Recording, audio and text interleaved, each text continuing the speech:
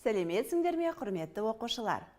Бүгінгі сабағымыздың тақырыбы зат есім. Біз сендермен өткен сабақта зат есімді есімізге түсірдік. Бүгінгі сабақта сөйлемнен зат есімді табасыңдар. Мәтін бойынша тірек сөздерді белгілейсіңдер. Сұрақтарға жауап бересіңдер. Балалар, жасырын суретті табыңдаршы. Ол үшін берілген сөздерді зат есімнің жалқы, жалпы, көпше, жекеше түріне ажыратуымыз керек. Бірінші, адам. Адам бізде кім деген сұраққа жауап береді.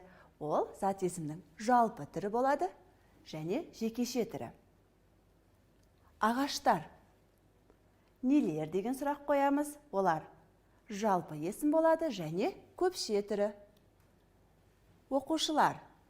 Кімдер деген сұрақ қоямыз. Зат есімнің жалпы түрі және көпше түрі. Қарағанды. Не? Зат есімнің жалпы түрі және жекеше түрі. Сабақ. Не деген сұрақ қоямыз. Зат есімнің жалпы түрі және жекеше түрі. Әділет. Кім деген сұраққа жауап береді. Зат есімнің жалпы түрі және жекеше түрі. Балалар, суретте кім бейнеленген?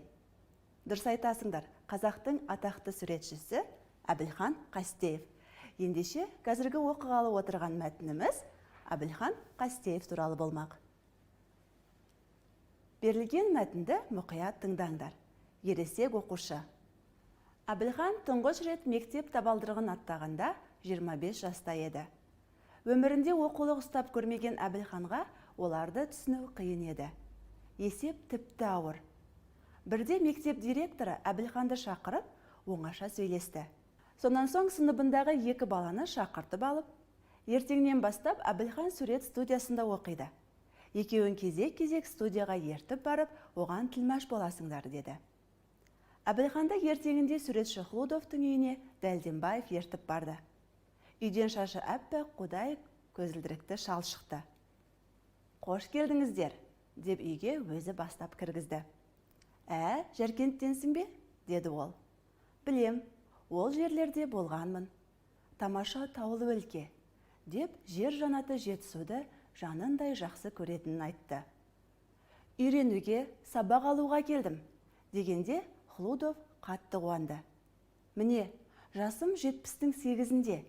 Өмірімде алғаш рет қылқалам ұстаған қазақ суретшісін көріп отырмын, деп қоштасарда бір қорап акварель қағаз берді. Балалар, енді мәтіндегі жұлдызшамен берілген сөздердің мағынасын біліп алайық. Тілмаш, аудармашы. Шашы аппақ қудай, шашы аппақ. Жер жанаты Жетісу. Жетісу жайлы қоныс, жұмақ жер. Қылқалам, қағазға бояу жағу үшін қолданылатын құрал. Акварель, суда тез еритін өсімдік желімі қосылған бояу. Мәтін мазмұны бойынша сұрақтарға жауап беріңдерші. Мәтін кім туралы? Мәтін Әбілхан Қастеев туралы. Ол кімнен сабақ алды? Ол Николай Гаврилович Хлудовтан сабақ алды. Әбілхан неліктен мектепке кеш барды? Себебі ол бала кезінен жұмыс істеп, отбасына көмектесті. Балалар, енді Әбілхан Қастеев шығармашылығы туралы бейнематериалға назар аударыңдар.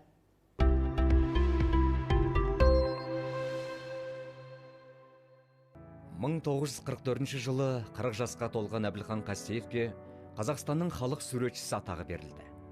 Бұл Қастеев шығармашылығының мойындалуы және суретші өнеріне берілген зор баға еді.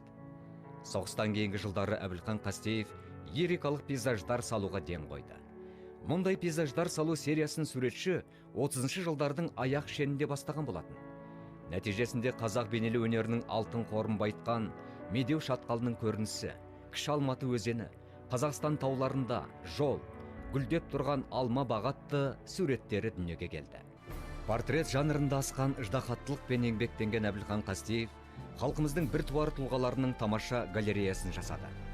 Мәселен, суретшінің қылқаламнан туған Абай, Шоқан Уәлиханов, Жамбыл Жабаев, Мұхтар Әуезов, Сәбит Мұқанов, Бауыржан Момышұлы, Тоқаш Бокин, Ғани Мұратбаев, Әліби Жангелдин портреттері осынау ұлы тұлғалардың түр келбеті фотосуреттік дәлдікпен салынған. Мінез мұраты, ой-арманы бояу тілімен айнытпай айшықталған. Қайталанбас ғажайып өнер туындылары болып шықты. Өмірінің соңғы жылдары Әбілхан Қастеев сонау 30-шы жылдары салған Түрксіб және Амангелді сарбаздары сияқты кең ауқымды полотнуларына қайта оралды. Қажымай жұмыс істеу, үнемі ізден үстінде болу һәм еңбекқорлық суретшінің өмірлік ұстанымы еді. Осының дәлеліндей, Әбілхан Қастеев өзінің атақты картинасы Түрксібті 3 рет, Биік таудағы мұз айдыны және Жамбыл туралы сериялы суреттерін 5 рет қайта жазды. Бейнематериал сендерге пайдалы болды деп ойлаймын. Сабағымызды ары қарай жалғастырамыз. Оқыған мәтіннен тірек сөздерді табыңдаршы. Тірек сөздер мәтінге негіз болатын сөздер. Мұндағы тірек сөздер Әбілхан, мектеп, суретші, сурет студиясы, Хлудов, қылқалам, акварель, қазақ суретшісі. Ал енді мәтінен жалқы есімдерді табыңдар. Әбілхан, Хлудов, Дәлденбаев, Жаркент, Жетісу. Жалқы есімдер бас әріппен жазылатын естерінен шығармаңдар. Берілген сөздерге көптік жалғауының тиістісін қойыңдар. Суретші тер, дер, лер. Суретшілер.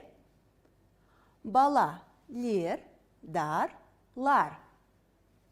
Бала, лар. Жеңімпаз, дар, дер, тар. Жеңімпаздар. Сыйлық, тар, дар, тер. Сыйлықтар. Сендердің де дұрыс тапқандарыңа сенемін. Енді мәтінімізді толық оқиық. Ауданда суретшілер жарысы өтті. Балалар сурет салуды жақсы үйренген. Жеңімпаздар сыйлықтар алды. Көптік жалғауы жалғанған зат есімдерді табайық. Суретшілер, балалар, жеңімпаздар, сыйлықтар. Зат есімнің көпше түріне кімдер, нелер деген сұрақ қоямыз. Суретші боламын өлеңін бірге оқиықшы. Суретші боламын өскенде, саламын туған даламды, қызарып батқан кештерді, жұмыстан қайтқан анамды. Бояуын құямын аспанның, басына биік асқардың, суретін саламын сағынсам, бірге оқыған достардың. Балалар, ал сендер өскенде кім болғыларың келеді? Енді өлеңнен зат есімдерді табайық. Олардың жекеше көпше түрін ажыратайық. Суретші бізде зат есім және жекеше түрі. Келесі, кештер зат есім көпше түрі болады. Достар зат есімнің көпше түрі болады. Бүгінгі сабақта нені үйрендіңдер? Сөйлемнен зат есімді таптыңдар. Мәтін бойынша тірек сөздерді белгілеп, сұрақтарға жауап бердіңдер. Бәрекелді балалар, бүгінгі сабағымыз аяқталды. Сау болыңдар.